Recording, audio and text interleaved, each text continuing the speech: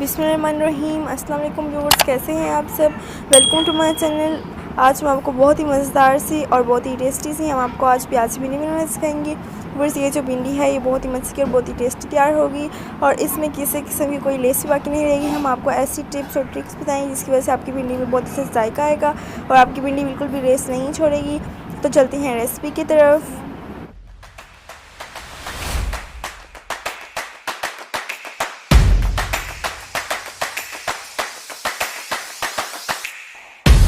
तो बिस्मिल्लाहिर्रहमानिर्रहीम। सबसे पहले हमने ये भिंडी ली है और इसको हमने अच्छी तरह से धो लिया है। व्यूअर्स, आपने भी इसे धो के इस्तेमाल करना है क्योंकि इस पर डस्ट होती है जो धोने से उतर जाती है। तो हमने देखें इसको इस तरह से अच्छी तरह से धो लिया है और व्यूअर्स, आपने इसको धोने के बाद इसको पंखे आगे रख देना है। इसको आपने सुखा कर फिर इस्तेमाल करना है।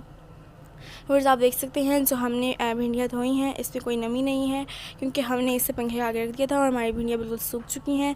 तो अब हम अपनी रेसिपी को शुरू करते हैं। तो सबसे पहले हमने ये टमाटर लिए हैं। व्यूअर्स, आप देख सकते हैं आपने इन टमाटरों को इस तरह से चॉप कर लेना है और उसके बाद हमने ये हरी मिर्चें ली हैं और हरी मिर्चें जो हमारी हैं हमने उसको भी काट लिया है और हमने ज़्यादा इसलिए ली हैं, ये आपको बाद में बताएंगे। और ये हमने प्याज लिए हैं और प्याज को भी हमने बारीक चॉप कर लिया है और ये हमने भिंडियाँ ली हैं। व्यूअर्स, इसको भी हमने इस तरह से काट लिया है। याद रहे इसमें कोई नमी नहीं होनी चाहिए। और ये हमने लहसुन अदरक का पेस्ट लिया है। तो इन चीज़ों से हम आपको मज़ेदार सी प्याजी भिंडी बनाना सिखाएंगे। तो चलते हैं रेसिपी की तरफ।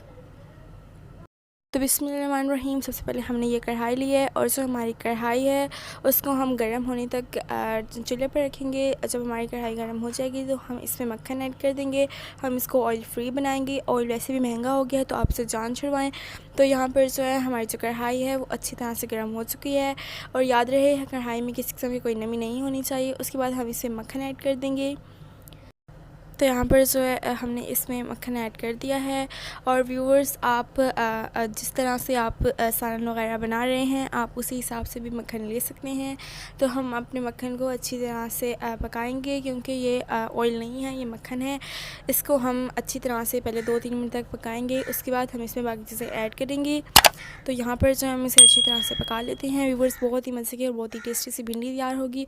व्यूअर्स, आपने वीडियो को बिल्कुल भी स्किप नहीं करना क्योंकि हम आपको इसमें ऐसी ऐसी टिप्स बताएंगे जिसकी वजह से आपकी जो भिंडी है बिल्कुल भी लेस नहीं छोड़ेगी। तो यहाँ पर जो है हम इसे 2-3 मिनट हो चुके हैं। अब हम इसमें लहसुन अदरक का पेस्ट ऐड कर देंगे। व्यूअर्स, आपने पहले प्याज ऐड नहीं करना, आपने पहले लहसुन अदरक का पेस्ट ऐड करना है।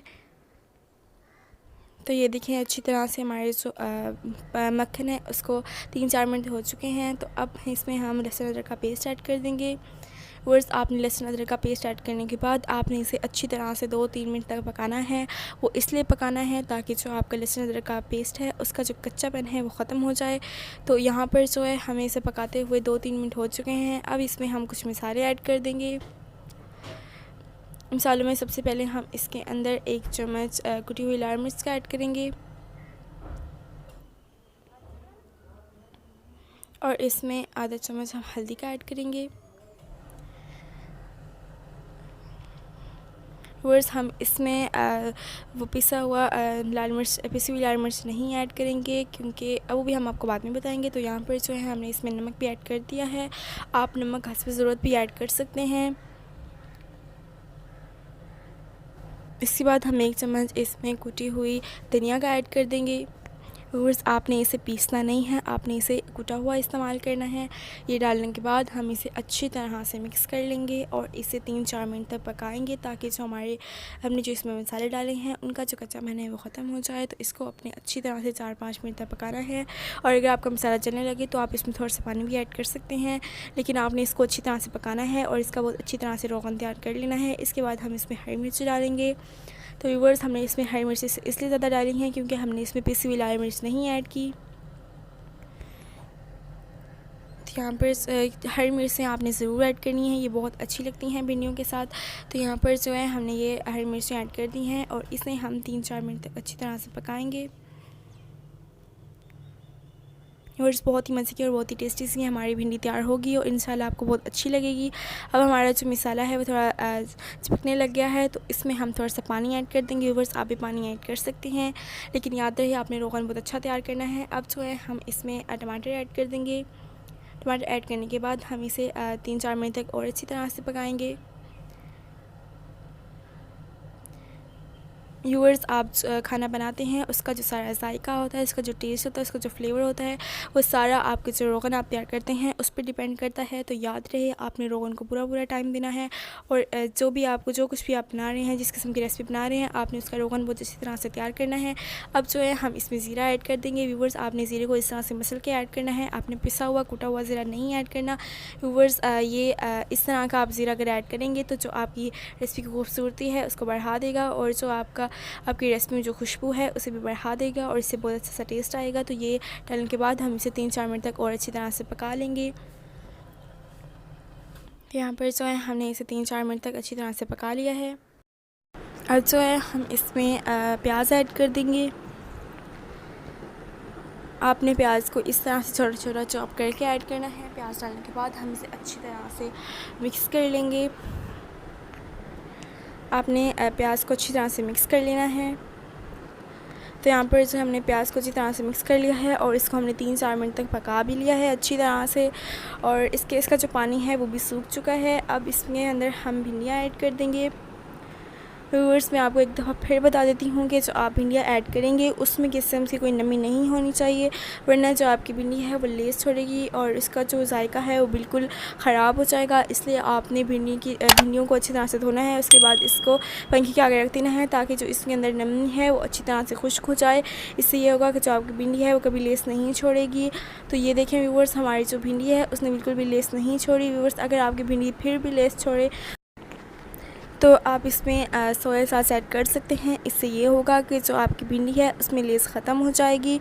तो व्यूअर्स यहाँ पर हमने इसमें भिंडियाँ ऐड कर दी हैं और इसको हम अच्छी तरह से मिक्स कर लेंगे। व्यूअर्स इसको आपने अच्छी तरह से मिक्स कर लेना है। व्यूअर्स आप देख सकते हैं हमारी जो भिंडियाँ हैं उसमें किसी किस्म की कोई लेस नहीं है। तो यहाँ पर जो है हमने इसे अच्छी तरह से मिक्स कर लिया है। अब जो है हम इसको तकरीबन 15 मिनट बाद देखेंगे। हमारी भिंडी ने बिल्कुल भी लेस नहीं छोड़ी, इसलिए हमें कोई ज़रूरत नहीं है कि हम इसमें सोया सॉस डालें। तो अब जो है हम इसको 15 मिनट बाद देखेंगे।